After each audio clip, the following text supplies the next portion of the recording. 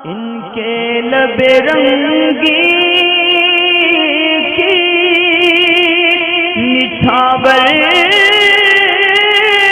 थी कि जिसने हालत में शेव करा सकते हैं यानी दाढ़ी बनवा सकते हैं या नहीं, इससे रोज़े पे फ़र्क पड़ेगा या नहीं, या दाढ़ी बनवाना रमज़ान में या रोज़े में गुनाह है या नहीं।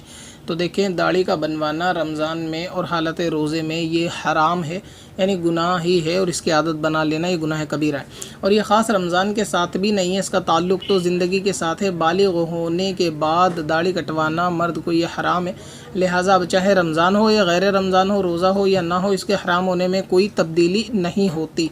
तो इसीलिए रमज़ान के अंदर भी दाढ़ी का कटवाना या एक मुश्त यानी 4 उंगल से घटवा कर छोटा करवा देना, ये दोनों सूरतें ये हराम है। और क्योंकि दाढ़ी का रखना सुन्नत मुअक्कदा है और साथ में इसकी लंबाई यानी इसको बढ़ाना वाजिब है। बाज़ लोगों के जहन में ये चीज़ रहती है कि दाढ़ी का अभी रखना सुन्नत है, तो अभी हमने नियत नहीं की, तो जब तक नियत नहीं की होती तो कटवा देते हैं। ये सब बातें जो हैं अवाम की बनाई हुई और शैतानी वसवसे हैं, और इसमें ऐसी कोई नियत की दखल नहीं है। किसी ने नियत की हो या नहीं ना की हो, दाढ़ी का रखना उसको वाजिब है। इसी तरह अगर किसी ने नियत नहीं की तो दाढ़ी कटवा नहीं सकता, उसका कटवाना तब भी हराम है।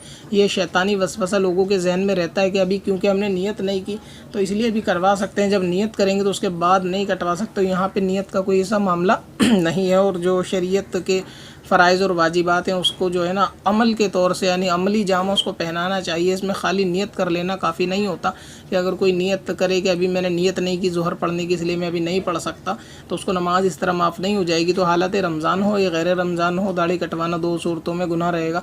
हाँ, ये कि इससे रोज़े के ऊपर आप पूछना चाहें तो कोई फ़र्क पड़ेगा, तो है तो गुनाह का काम, और रोज़े के अंदर गुनाह का काम से बचना चाहिए क्योंकि ये मुतलक्कन ही गुनाह का काम है।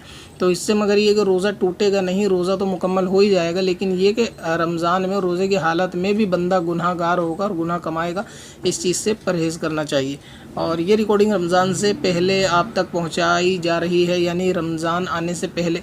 तो इसलिए अगर रमज़ान के ताल्लुक़ से फ़िलहाल कोई सवाल इसके अंदर ना करें। अगर ये वीडियो रमज़ान में देखी जा रही है तो फिर आप रमज़ान के रोज़े के ताल्लुक़ सवाल कर सकते हो। रमज़ान के अलावा अगर है यानी शाबान के महीने में तो रमज़ान के ताल्लुक़ से सवाल ना करें।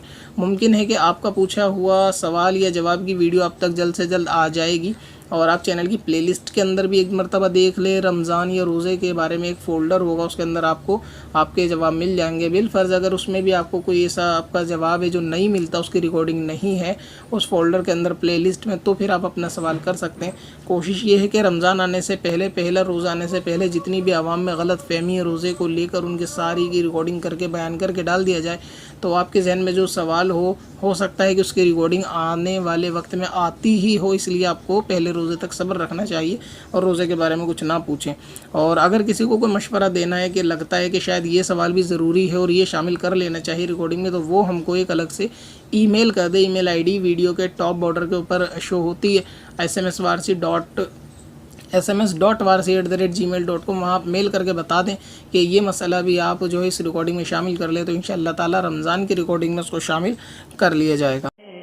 पत्थर में हसन लाले पुरनवार